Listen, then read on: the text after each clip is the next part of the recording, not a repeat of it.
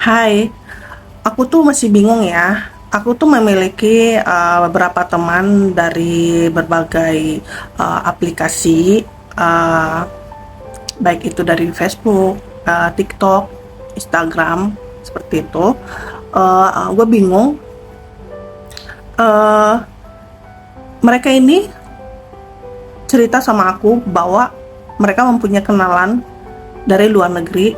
Ya mungkin kenalannya ini mengaku-ngaku kerja di luar negeri sebagai pilot dan lain-lain. Dan singkat cerita akan datang ke Indonesia untuk bertemu dengan beberapa teman aku ini. Nah, singkat cerita, ya aku bilang ya kalau misalnya datang ke Indonesia berkunjung, ya kamu sambut aja. Aku bilang begitu kan. Nah,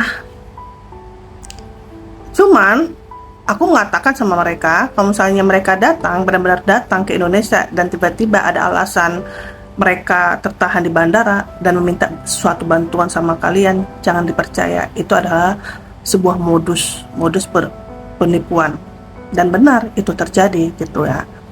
Dan mereka ini cerita sama aku, dan ternyata apa yang aku pikirkan itu ternyata benar.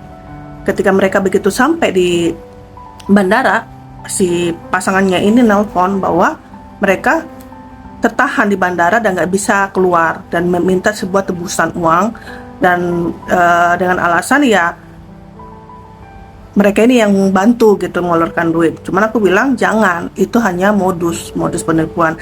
Tapi yang herannya ya, udah tahu mereka ini adalah yang mengaku bule ini adalah penipuan, tapi kenapa nomornya masih disimpan? Aku udah bilang kalau misalnya mereka meminta uang sama kalian, ya kalian langsung blok aja, nggak usah berhadapan dengan orang-orang seperti itu. Dan singkat cerita, beberapa hari kemudian mereka mengirim pesan lagi sama saya, sama aku, supaya mereka lihat ini maksudnya dan tujuannya apa, gitu ya. Dan mereka ini ngechat melalui nomor handphone biasa, mengaku-ngaku sebagai imigrasi. Kalau misalnya nggak cepat diurus, akan sampai ke pengadilan. Kalau misalnya kamu nggak mau pusing, nggak mau peduli, ya udah kamu blok aja. Udah tahu jelas-jelas itu adalah modus penipuan, tapi kenapa nomornya masih dipelihara? Tujuan kalian apa? Padahal aku tuh udah membuka jalan sama kalian supaya kalian tidak tertekan, tapi kenapa kalian masih menyimpan nomornya? Itu yang aku heran ya. Ya kalau udah tahu modus penipuan, ya udah langsung diblokir aja. Buat apa diladenin?